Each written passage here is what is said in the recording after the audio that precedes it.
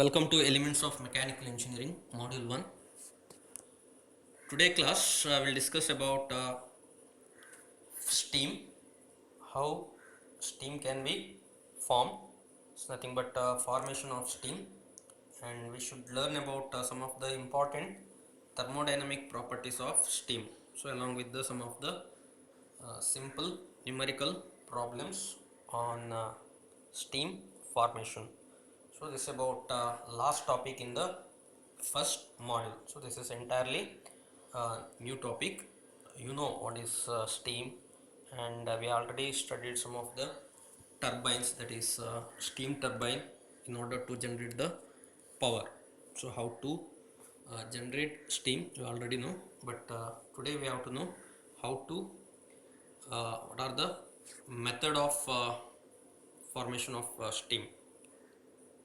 So that is one of the important topic in the first module. So let us start with steam. So coming to the steam, formation of steam, before that we have to know about definition of steam. So this is one of the basic definitions. So there will be a phase transformation from water to the vapor. So when liquid or water is heated above its boiling temperature, steam is formed. So we have to know what is the process of formation of steam. So that is very important. So we have to discuss in later. So before that we need to know some of the steam uh, exist in different stages. So there will be three different stages the steam exists.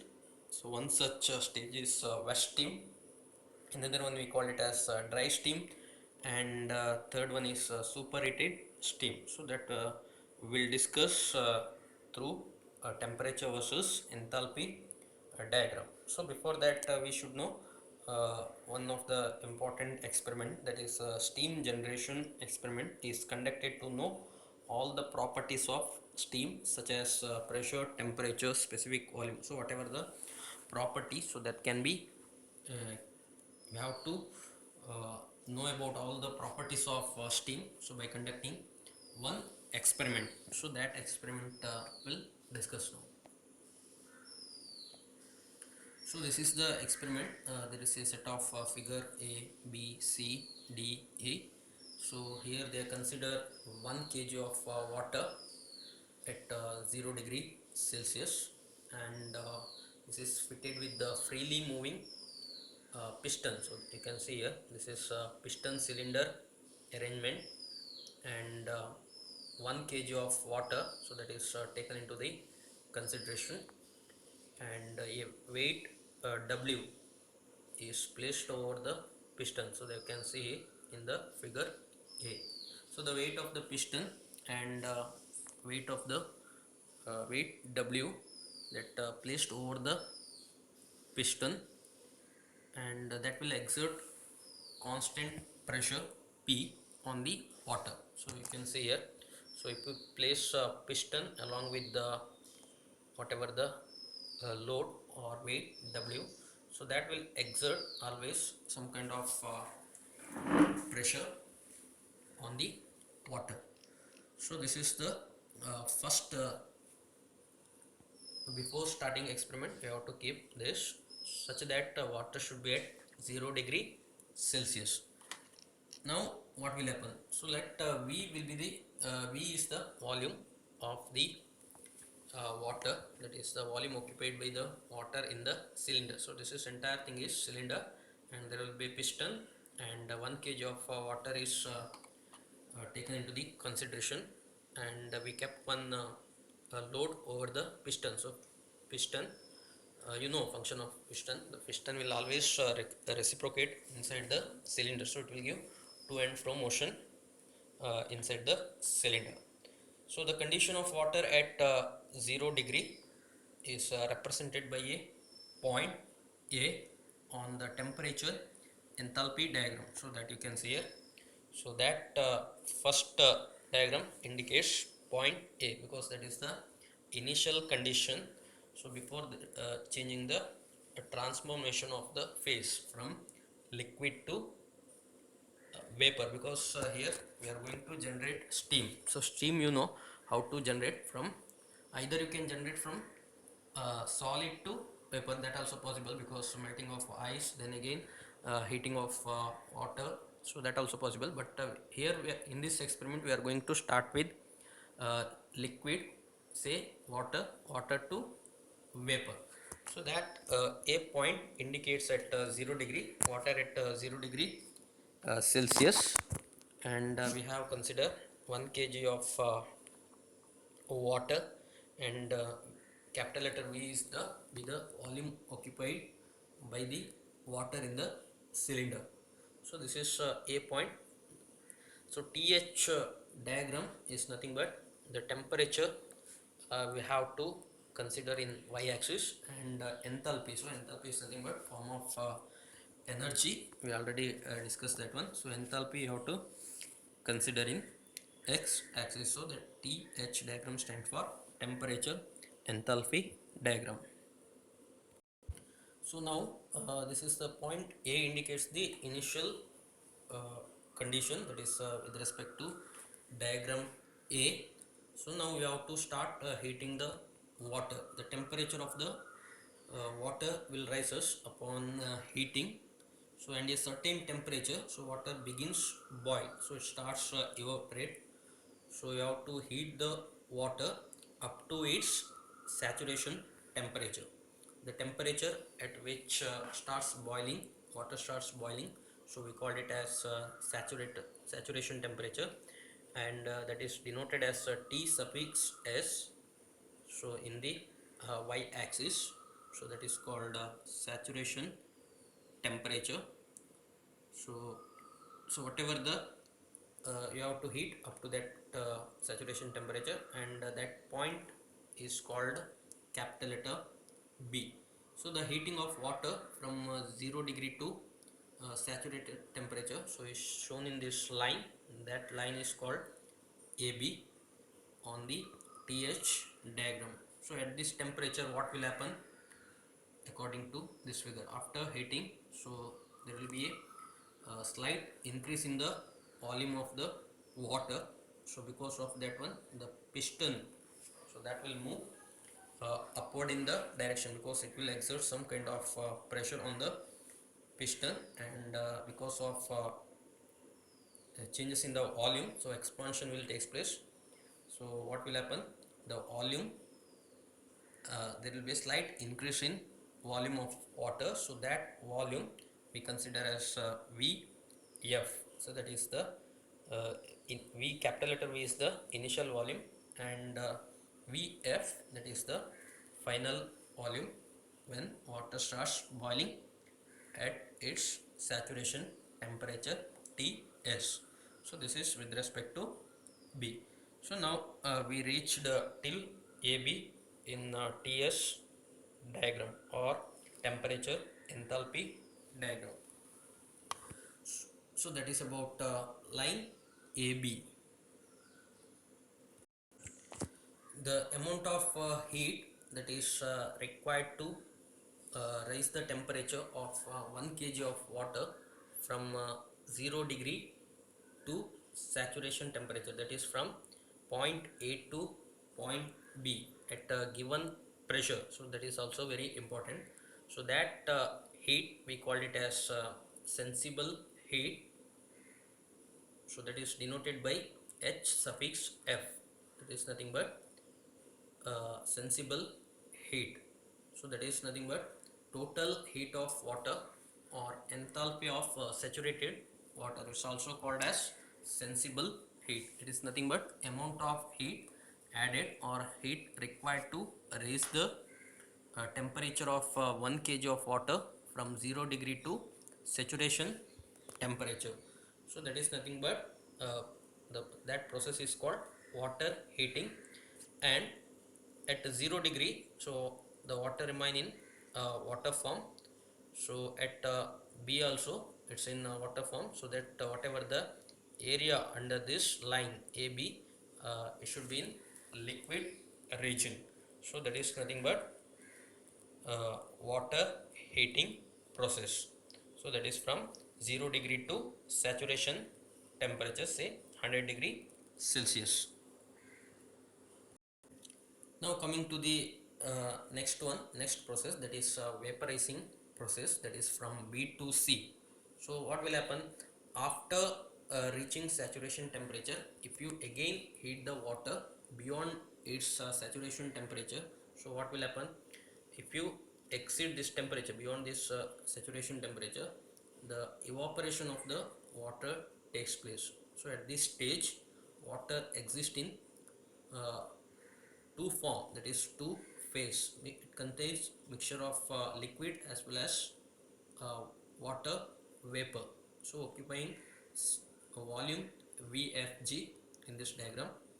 So you can see here, so there will be a saturated liquid as well as water vapor, because water starts boiling after reaching saturation temperature, and the whatever the molecule, you can see the liquid molecules are somewhat closely packed, but the water molecules, sorry, vapor molecules, that also whatever the gap also more, you can see here. So the phase now are going to convert from liquid to vapor. So that's why the figure C indicates there will be saturated liquid as well as water vapor at what temperature? Ts temperature. So without changing the temperature, without rise in temperature, so this will happen. So whatever the steam generated in this phase, that is BC line, BC stage, so that is called wet steam, because it consists of water molecule as well as vapor. So whatever the steam, we call it as wet steam. So evaporation of water continues at the saturation temperature, under the whole water is completely converted into steam. So this process we call it as by the line BC in the TH diagram. So BC indicates vaporizing. So there will B is liquid, whatever the phase at liquid, and C point in the TH diagram, C at vapor phase. So that's why it is combination of liquid plus vapor phase. So or we can say gaseous phase. So that is about process BC, or we call it as vaporizing. So this BC line with respect to figure C. So whatever the volume, now again still increases, that volume we call it as whatever the piston, so that will move still upward, and whatever the uh, volume we call it as VFG. It's denoted by VFG in this diagram. You can see here, this is VFG. So that is volume with respect to water vapor, and water with volume with respect to saturated liquid. So when it reaches this point, that is C point, so the C is nothing but gaseous phase, or we can say it is completely vapor stage or vapor phase. In that phase there is no any uh, water particles or water vapor in the suspension. So therefore whatever the steam, we call it as dry steam. So there will be two form of steam as of now. So one is with respect to B point. So B point is nothing but there will be a it consists of because there will be beginning of phase change, so there will be water particles. So that whatever the steam, we call it as wet steam, and corresponding to this point C, and whatever the steam form, that steam we call it as dry steam. So that is about or we call it as dry saturated steam. The volume occupied by the dry steam, so that is shown in figure D with respect to this one. So whatever the water, the entire entirely get converted into vapor at this stage, that is called C point. So you can see here figure D. So now whatever the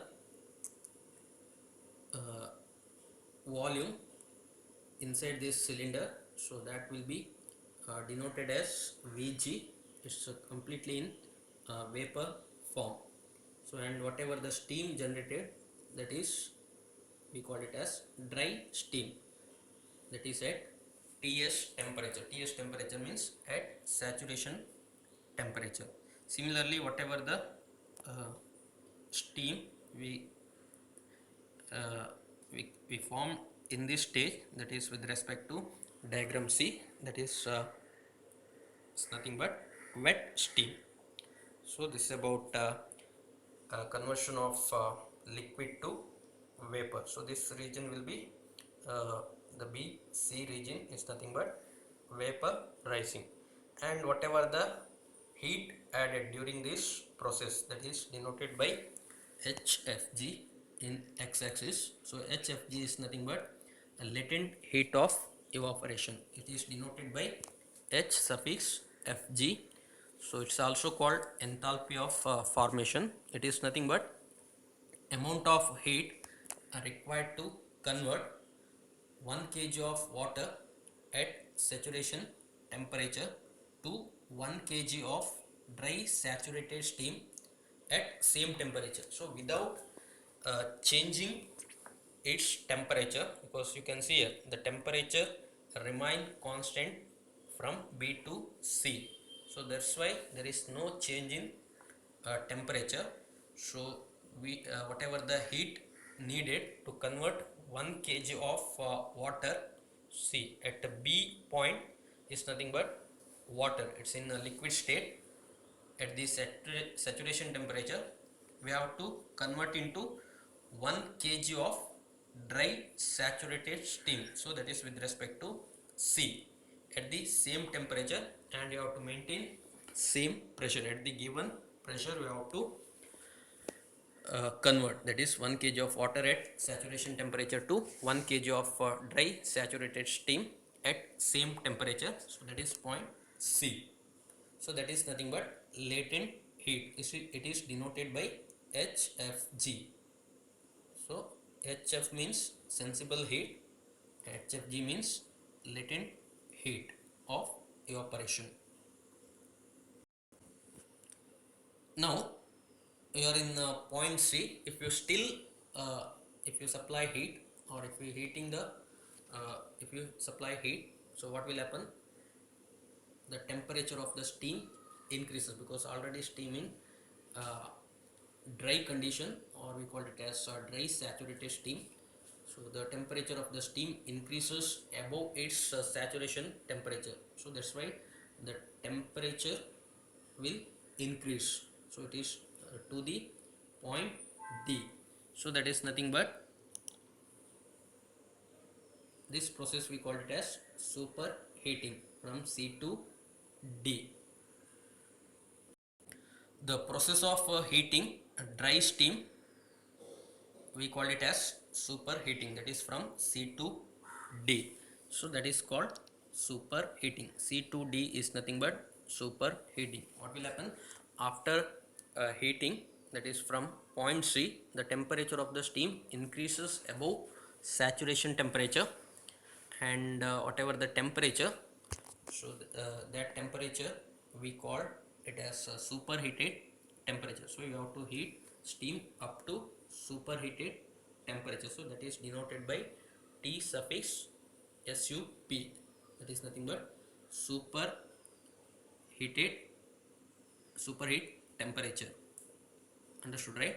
It is called superheating. The process CD we call it as, or line CD on TH diagram we call it as superheating. The volume occupied by superheated steam, so we can see here with respect to this experiment. So all the here in figure D, the whatever the volume inside is purely vapor. Now again volume will increase, so that volume we call it as super heated steam. So whatever the volume inside this cylinder is nothing but superheated steam. But at what temperature? Temperature also increased. It is at superheated temperature. So you can see here, there is whatever the temperature is at 0 degrees Celsius. Now we have to heat water to its saturation temperature. It's nothing but boiling water at boiling. And if you again increase the, if you heat again, there will be a conversion from the liquid to water. So this phase will be liquid plus vapor or liquid plus gaseous state. And again increase the temperature, so you will get superheated steam after forming dry steam. So you will get superheated steam. So that is the last process, and it is denoted in the TH diagram by line CD. So now you may ask the question, so what is the amount of heat required for this process? So that is nothing but superheated, we call it as superheat, enthalpy of superheat. It is defined as, it is amount of heat required to convert 1 kg of water at saturation temperature to 1 kg of dry saturated steam. Sorry, this is nothing but we have to convert from C to D. Is nothing but it is the amount of heat required to raise the temperature of dry saturated steam above its saturation temperature and at a given pressure. So this process we call it as superheating. So what is this region? So this region is nothing but CPS into T superheated temperature minus TS is nothing but saturation temperature, where CPS is nothing but specific heat of steam. So whatever the amount of heat is a form of heat, C into delta T.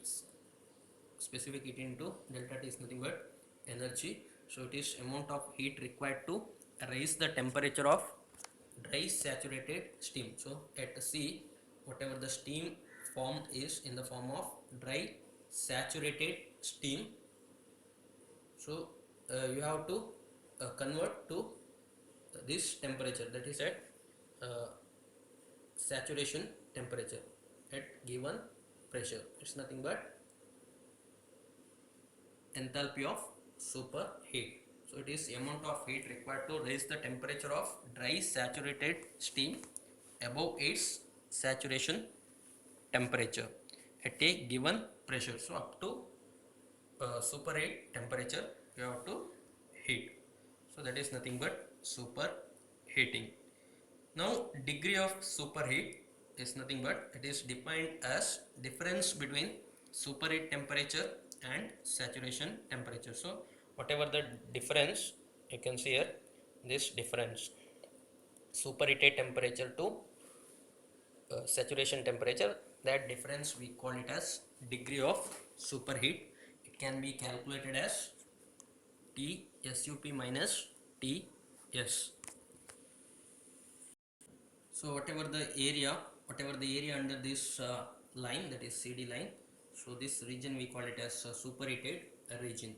So there will be three different region, that is from A to B we have a liquid region, from B to C we have liquid plus vapor state, and from C to D we have superheated region. Similarly, with respect to AB line we have HF, it's nothing but sensible heat, and with respect to BC line we have latent heat of evaporation, and with respect to CD line we have superheat, uh, enthalpy of superheat.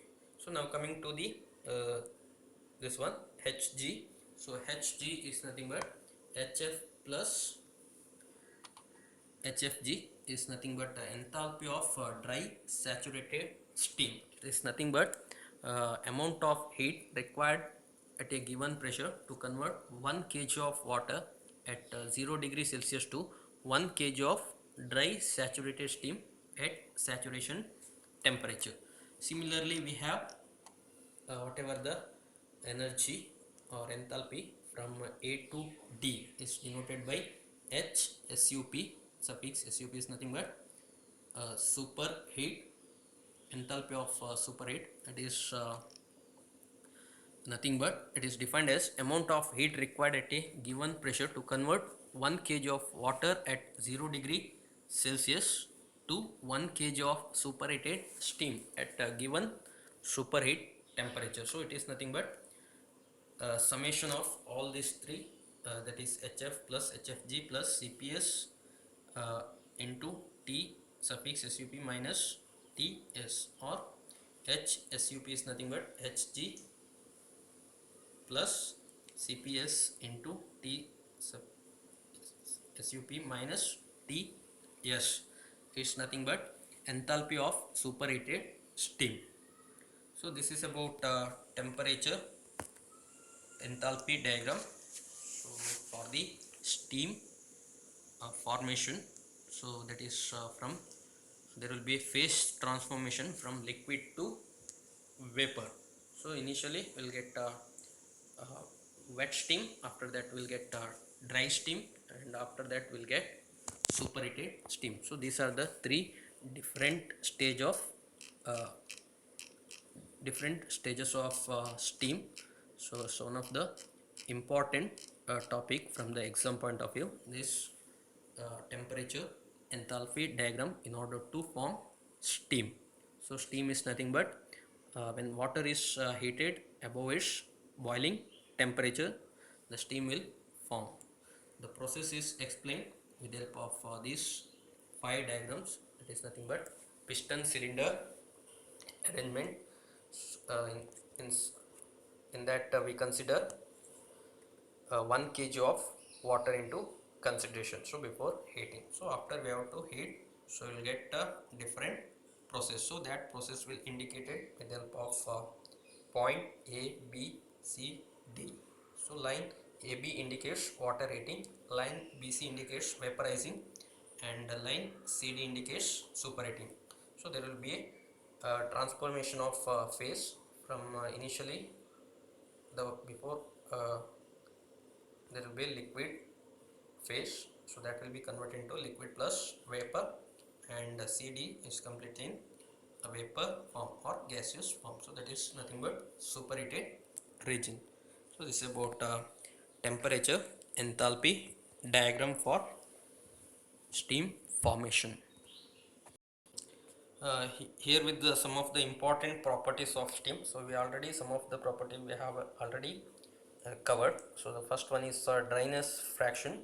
It is defined as the ratio of mass of dry steam present in a known quantity of wet steam to the total mass of wet steam. The dryness fraction refers to the quality of steam or indication of extent of dryness of the steam. So it is denoted by small letter x.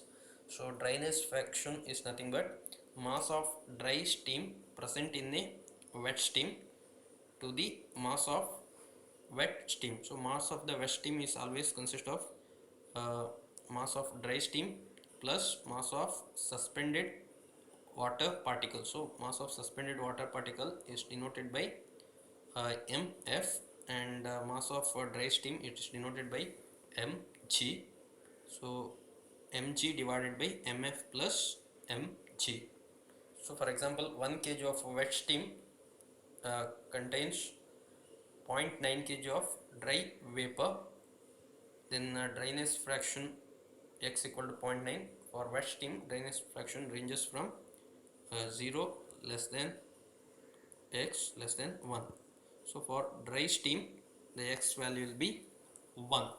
So it should be noted that the value of this dryness fraction is always lesser than 1, and it is equal to 1 only for dry steam. So that is about dryness fraction. Now coming to the sensible heat.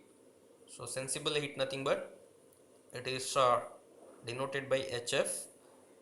It is the amount of heat required to raise the temperature of 1 kg of water from 0 degree to saturation temperature. It's nothing but TS at a given pressure. So it is denoted by HF.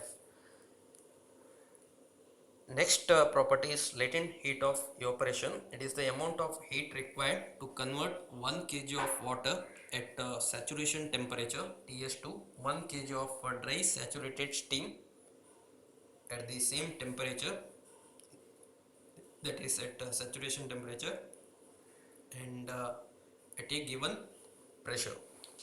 Now enthalpy of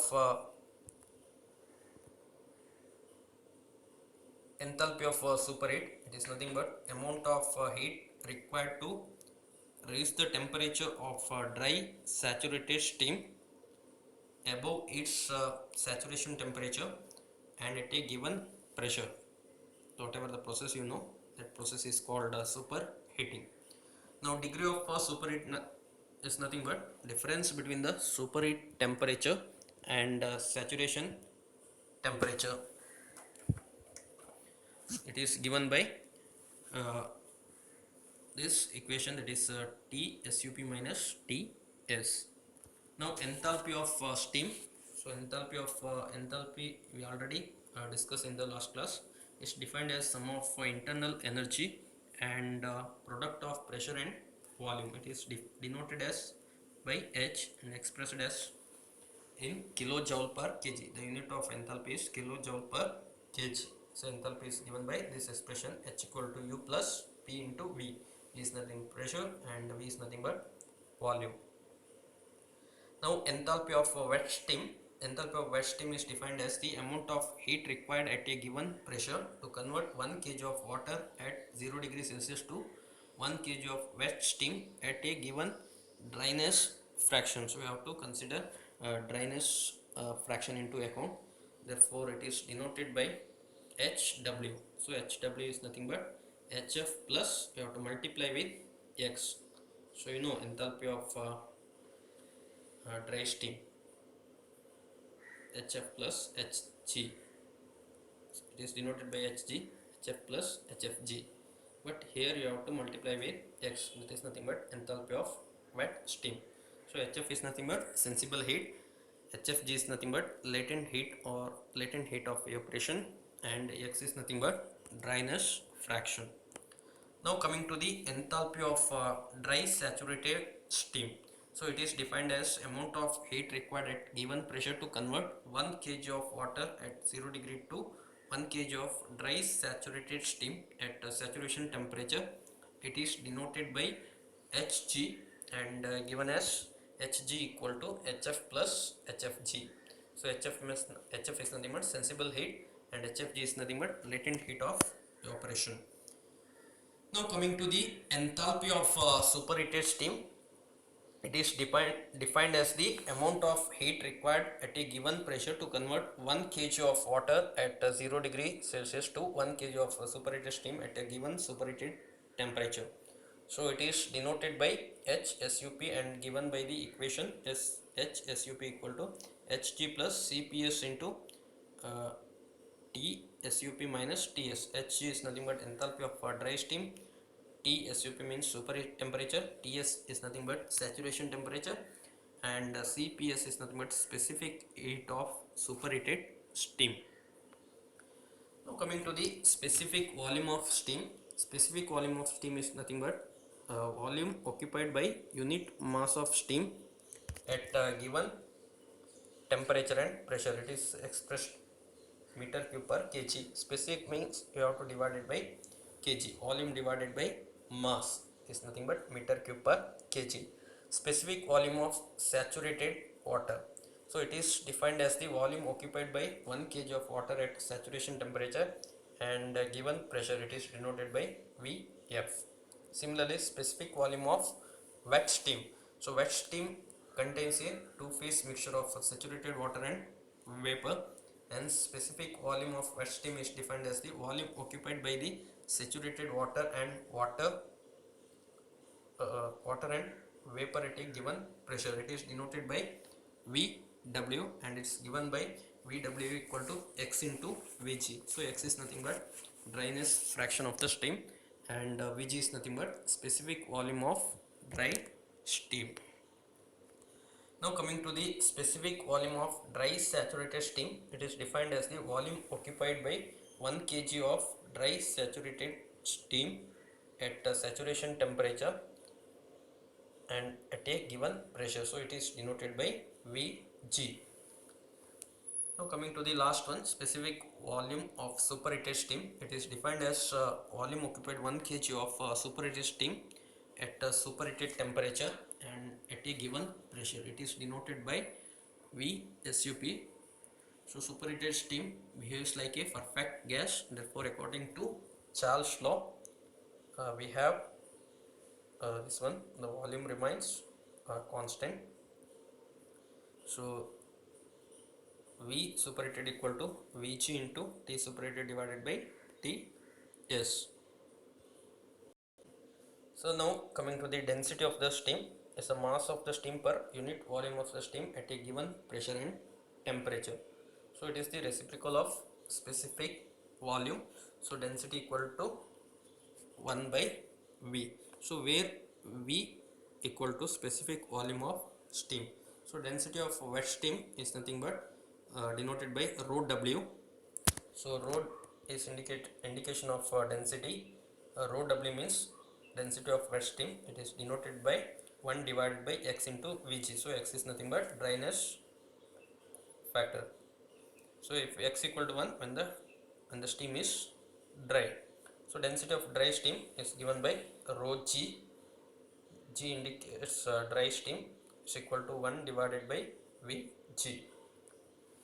Now coming to the external work of evaporation, when the water at saturation temperature is heated at constant pressure, it gets converted into steam by absorbing latent heat. So a part of this latent heat is used to move the piston due to increase in volume of the steam during evaporation. So we have referred already all the diagram. The work done due to change in the volume of steam from Vf to Vg. So whatever the work done due to change in the volume of the steam from Vf to Vg, we call it as external work of evaporation. So external work of evaporation is given by W equal to 100 into P into Vg minus Vf. So Vf and Vg are the volume with respect to different diagrams. So that is from the figure 1.7. So these are the some of the important properties of steam. One more property, that is internal energy. So every substance has a definite amount of heat energy stored in it. The actual heat energy stored in the steam is known as internal energy of the steam. So whatever the energy stored inside, that is called internal energy. The actual heat energy stored in the system is nothing but here steam. In the steam is nothing but internal energy of steam. So that is about internal energy. It can be obtained by subtracting the external work of evaporation from enthalpy of steam. So internal energy U is denoted by enthalpy of steam minus external work of evaporation. For wet steam, internal energy is given by the help of this expression. For dry steam, it is given with the help of this expression, and for superheated steam, so it is given with the help of this equation. So this is about all about properties of steam. So this is very important from the exam point of view. So based on this property, we have to solve some of the numericals with the help of steam tables. So to solve problems, we need one steam table, so that available in our library. So based on pressure, temperature, so we have specific properties, that is such as enthalpy, HF, HFG, HG, everything you will get data from that data handbook. So based on data available, so we have to solve problems with respect to steam. So that is very important in the first module. So I think next class we'll solve some of the important problems with respect to module 1. Thank you.